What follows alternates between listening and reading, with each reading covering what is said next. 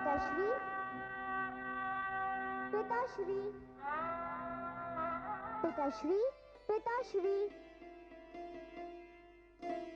अरे पुत्री गौरी, मेरी लाडली, मेरी दुलारी, मेरे नेत्रों की ज्योति, मेरे हृदय की गति। क्या बात है, प्रतिदिन तो मैं तुम्हें जगाता हूँ, आज प्रातः तुम मुझे जगाने चली आई, क्या बात? पिताश्री, आज एक बड़ा ही विशेष दिन है और मैं इस दिन को कभी नहीं भूल सकती। अच्छा, आज के दिन में ऐसी कौन सी विशेषता है? पिताश्री, आपको पता नहीं? नहीं पुत्री, तू ही बता दे अपने नन्हे मुख से और घोल दे मेरे कानों में अपनी मधुरवाणी का अमृत। तो सुनिए, आज आपका जन्मदिन है। ए, पुत्री, मैं तो भूल ही गया था। किंतु मैं कैसे भूल सकती हूँ? प्रतिवर्ष आपके जन्मदिन पे मैं ही तो आपको जन्मदिन की बधाई देती हूँ। मेरी पुत्री, मेरे जीवन में कितने जन्मदिन आए और गए, किंतु जब से तू मेरे जीवन में आई है तब से जन्मदिन जन्मदिन लगने लगा है। एक बात बता पुत्री, इतनी छोटी सी आयु में ये सारी बातें कैसे स्मरण रहती हैं? ये दिन भी भला कोई पुत्री भूल सकती है? मैं तो जीवन भर आपको इस दिन सबसे पहले बधाई देती रहूंगी। पुत्री, इस बात को यही रहने दे, ऐसा कोई वचन न दे जिसको निभाना कठिन हो जाए। क्यों पिताश्री, कठिन क्यों हो जाएगा? पुत्री, तू अभी छोटी है, तू नहीं जानती विवाह के पश्चात कन्याएं अपने पति के घर चली जाती हैं। एक दिन तेरा भी विवाह होगा, तू भी अपने पति के घर चली जाएगी। मेरे जन्मदिन पर यदि तेरे पति ने तुझे आने नहीं दिया तो? नहीं पिताश्री, मैं अवश्य आऊंगी। पिता और पुत्री के संबंध के बीच और कोई संबंध नहीं आ सकता। मैं विवाह के पश्चात भी आऊंगी, मैं अवश्य आऊंगी, किंतु तब आपको मुझे निमंत्रण देकर बुलाना पड़ेगा।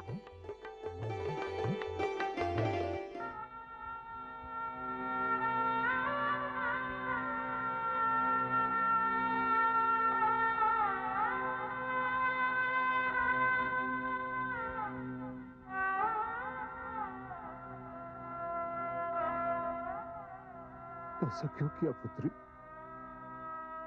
तूने ऐसा क्यों किया? मेरी इच्छाओं के विरुद्ध पग क्यों उठाया तूने? क्यों किया ऐसा तूने?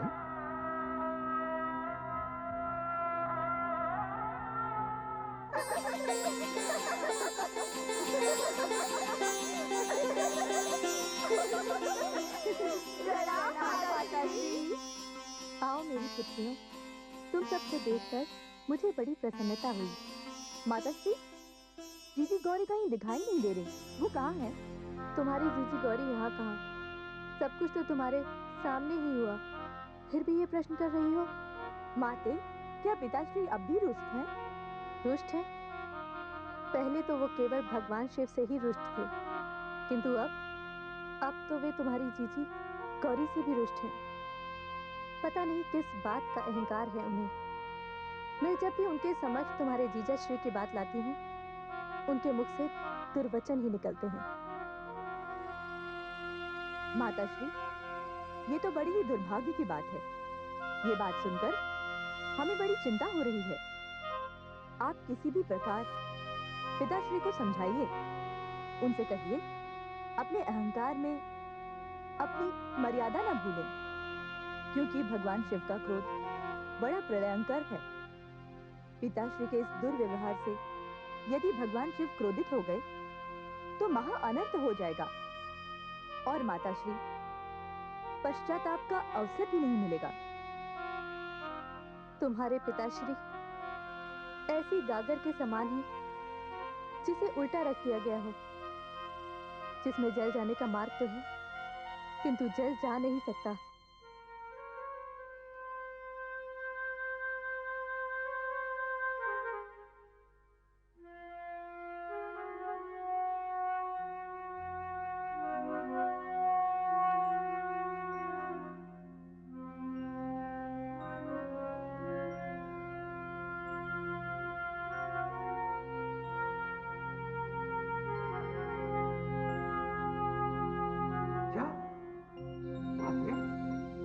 आपके पिताश्री का निमंत्रण पत्र आपको नहीं मिला? निमंत्रण पत्र?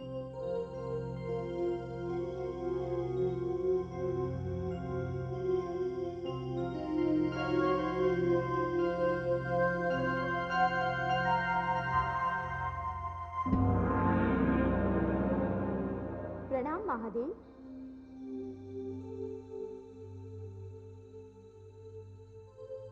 आओ विशाखा, कहो कोई कष्ट है?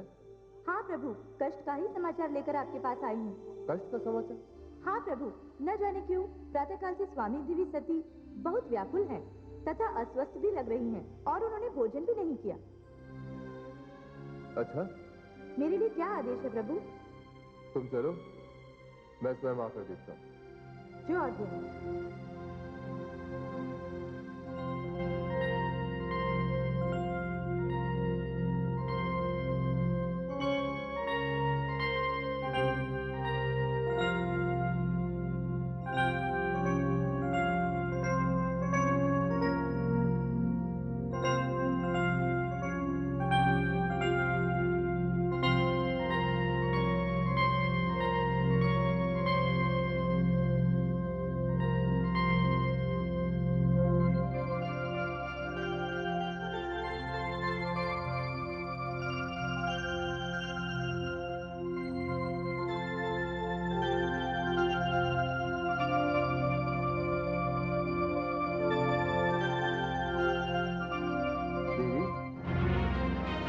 स्वामी आप?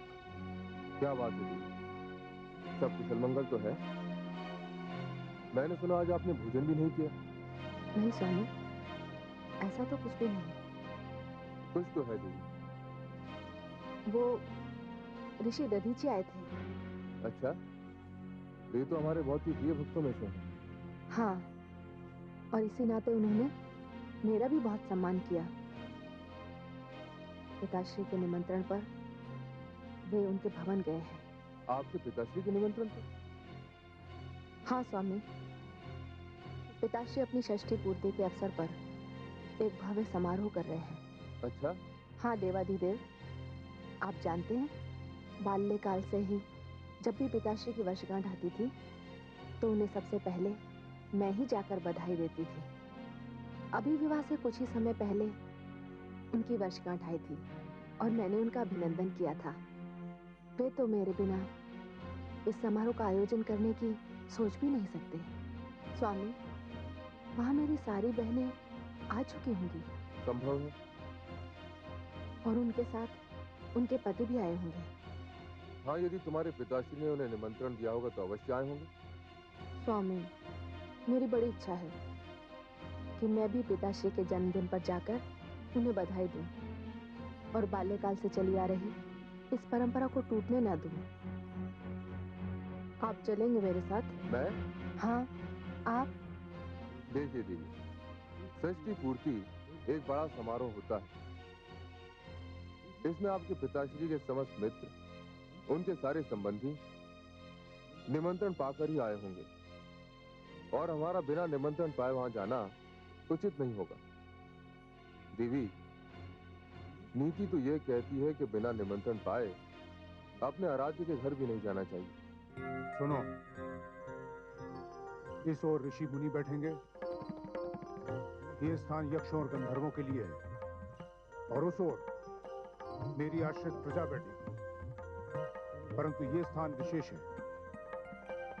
यहाँ केवल भगवान विष्णु, पिताश्री ब्रह्मा और मेरे जामाता ऋतुराज और सप्त ऋषिगण बैठेंगे। ध्यान रहे, यहाँ कोई और नहीं बैठेगा। और देवादिदेव भगवान शिव और माता सती कहाँ विराजमान होंगे? आइए आइए अथर्वण पुत्र दधीची, दक्ष के महल में आपका स्वागत है। आपने मेरे प्रश्न का उत्तर नहीं दिया। प्रजापति दक्ष, आप अभी तक भगवान शिव माता सती के स्थान को निश्चित नहीं कर पाए। कदाचित आपने उन्हें निमंत्रण पत्र भी नहीं भेजा। देखिए आदरणीय, मेरी विनती स्वीकार कर इस यज्ञ में मेरा मार्गदर्शन करने के लिए आप सबसे प्रथम आए। इसके लिए मैं आपका हृदय से आभारी हूं। किंतु आप ये नहीं जानते कि शिव से विवाह करने के कारण मैंने पुत्री गौरी का त्याग कर दिया है। यहां तक मैंने उसे अपने हृदय से भी निकाल दिया है। क्या क्या कहा प्रजापति दक्ष? आपने माता सती का त्याग कर दिया? एक बूंद ये कहे कि उसने मेघों का त्याग कर दिया, क्या यह संभव है? एक पक्षी ये कहे कि उसने आकाश का त्याग कर दिया, इसका क्या अर्थ हुआ? यज्ञोदानम तपस्येवा पावनानि मनीषिणाम। जिसके मन में पाप है वो यज्ञ का अधिकारी नहीं होता। आप लाख बार भी माता सती का त्याग कर दें तो उससे कोई अंतर नहीं पड़ता, किंतु यदि एक बार माता सती ने आपका त्याग कर दिया तो आपको पूरी सृष्टि में कहीं शरण नहीं मिलेगी।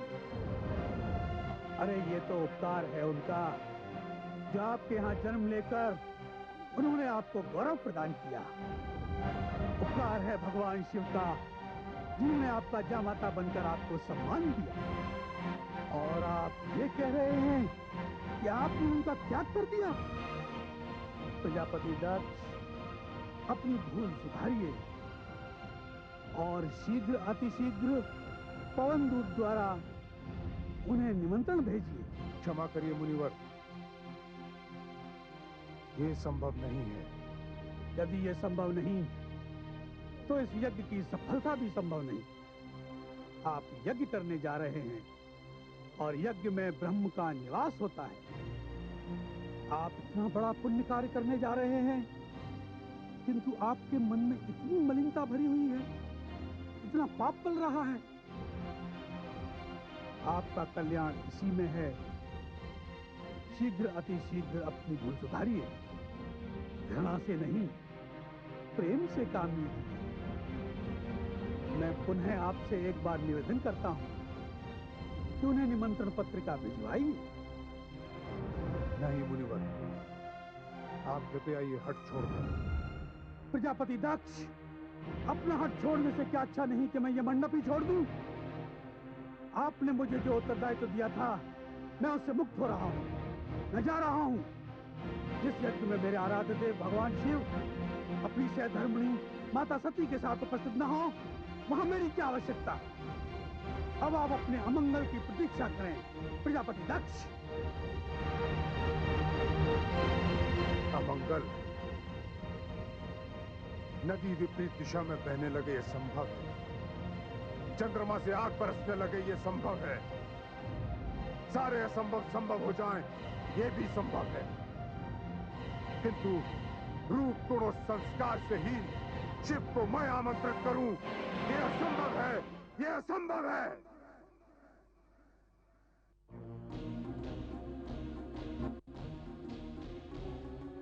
क्या बात है महादेवी, कुशल तो है? कुशल?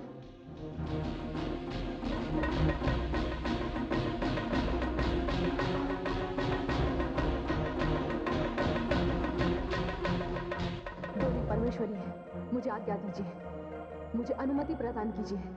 कैसी आज्ञा? किस बात की अनुमति महादेवी? जगदम्बे, आपने देखा नहीं कि दक्ष के इस व्यवहार से मेरी इच्छा होती है कि इसी समय जाकर उसका वध कर दूं। ये आदि प्रजापति ब्रह्मा ने कैसे मानव को जन्म दिया है, जो पिता कहलाने के योग्य भी नहीं है। जिस कन्या को पिता का पूर्ण संरक्षण प्राप्त होना चाहिए, उसे संरक्षण के स्थान पर विरोध मिल रहा है। जगदम्बे, गौरी मेरा अंश है, नेत्र है। यदि शरीर के किसी भी अंग में पीड़ा होती है तो सर्वप्रथम नेत्र प्रभावित होते हैं और उनमें अश्रु का आना स्वाभाविक होता है। हमारी गौरी संकट में है। मैं चाहती हूँ कि यदि आप मुझे अनुमति प्रदान करें तो मैं दक्ष को उचित दंड दूं। नहीं महादेवी, आपका आक्रोश सर्वथा उचित है, किंतु यदि आपने ऐसा किया तो वो कार्य अधूरा रह जाएगा जिस कार्य के लिए गौरी का जन्म हुआ है। संसार के सामने नारी का जो आदर्श हम प्रस्तुत करना चाहते हैं, वो धरा का धरा रह जाएगा। महादेवी, मानव जीवन कष्टों, पीड़ाओं और दुखों से भरा है। उसके मार्ग में कठिनाइयों, और बाधाओं के पर्वत खड़े हैं। वहां तो अग्निपथ पर चलना पड़ता है। ऐसी घोर तपस्या किसी और जीवन में नहीं है। और गौरी को इस रणभूमि में युद्ध करके सभी बाधाओं पर विजय प्राप्त करनी है। एक ऐसा उदाहरण स्थापित करना है जो काल चिन्ह बनकर संसार का मार्गदर्शन करता रहेगा। और सत्य तो ये है कि गौरी वहां अकेली नहीं है। देवर्षि नारद उसके साथ है, माता प्रसूति उसके साथ है। इसलिए आप शांत हो जाइए और परिणाम आने तक प्रतीक्षा कीजिए। सब कुछ वैसा ही हो रहा है जैसे हमारी इच्छा है। अतएव हे महाकाली, अपने मन को शांत कीजिए।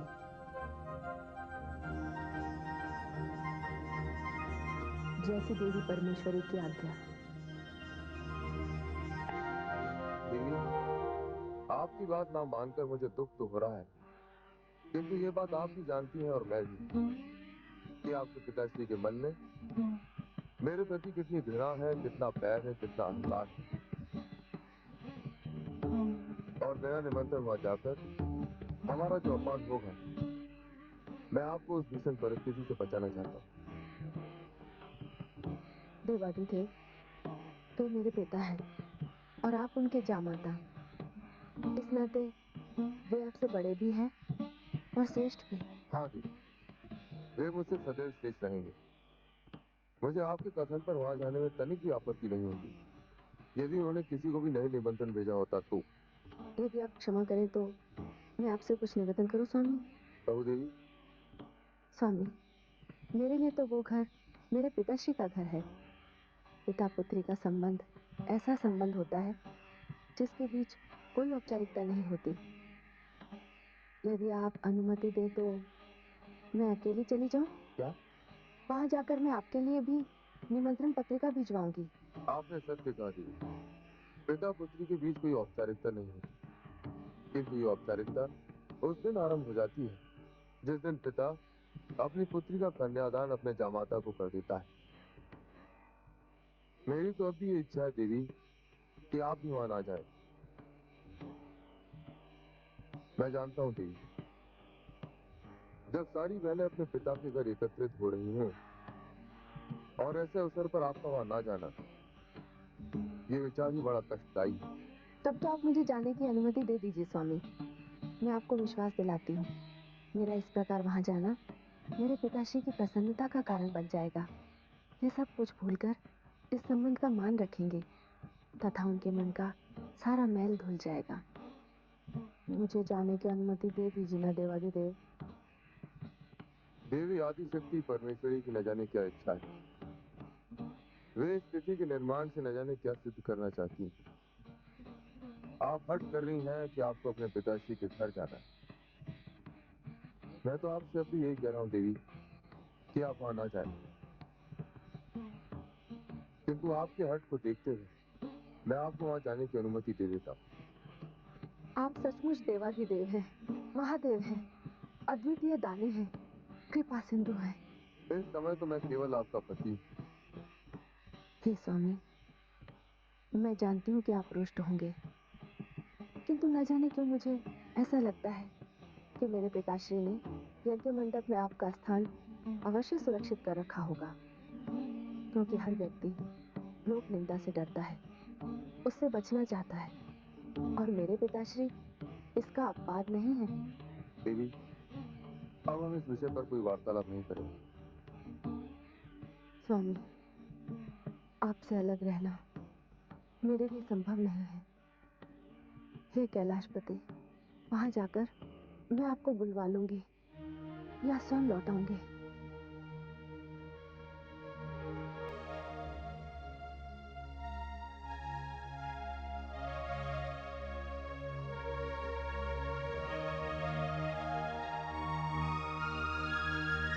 जैसा भगवती परमेश्वरी का मन, जैसी नियति की इच्छा।